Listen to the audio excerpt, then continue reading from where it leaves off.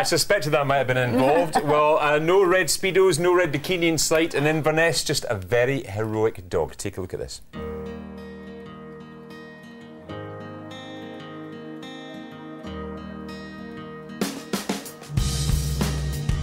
We're completely unique to the Red Cross in the UK. There's no other water rescue unit in the Red Cross in the UK. We are it, and we respond to national incidents wherever they occur.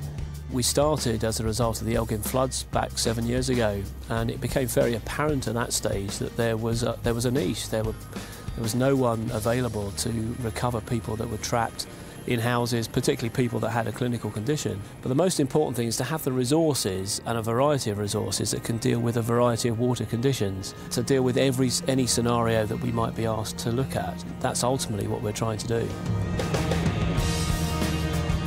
Well, our four-legged friend was an idea that I saw the Italian Red Cross with their Newfoundlands. There are conditions where the dog is extremely useful. The dog's very powerful. The dog has webbed paws. It responds very instinctively to those situations. Loki's 2.5 now. We got him when he was 8 weeks old from Edinburgh, place in Edinburgh, and his proper title is Scotia Bears Pajero, but to everybody else it's just Loki. It's easier to pronounce. He's a natural swimmer.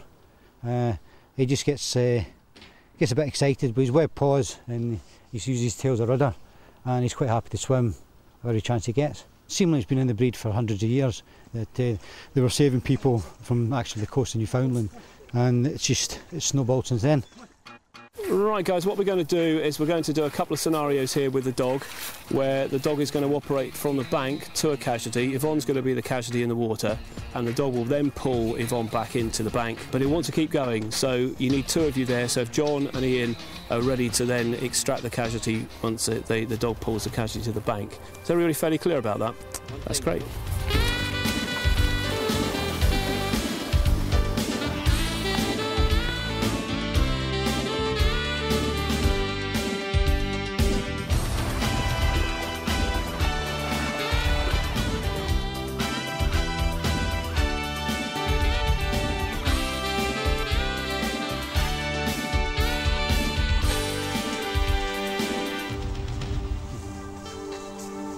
The idea is actually to get him to swim past the person.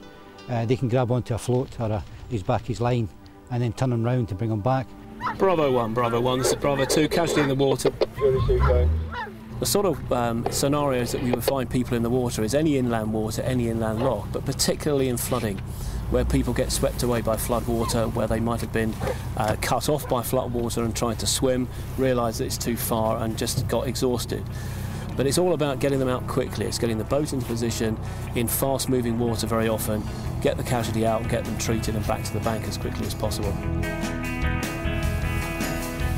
In these sorts of scenarios, the dog is absolutely ideal, and one of the things that the dog has, which we don't have, is it seems to have an instinct that we haven't got. It can spot people in the water that we can't necessarily see are in trouble. But as you saw earlier on, he immediately wants to go in. It's in his nature to go in and rescue people. If he sees someone in trouble, that's what he wants to do.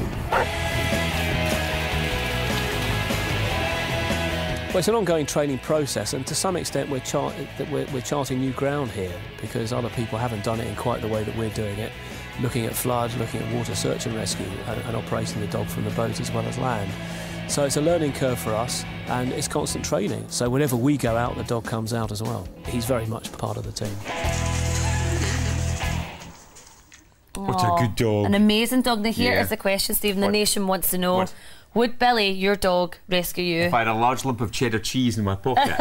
Possibly. Why do dogs like cheese? I don't know, it's a weird thing. My dog loves cheese. We must ask the vet the next time they're in. All right, we're just back, of course, from our summer break, but a lot of you lucky things, have still got them to look forward to. So to make sure everything goes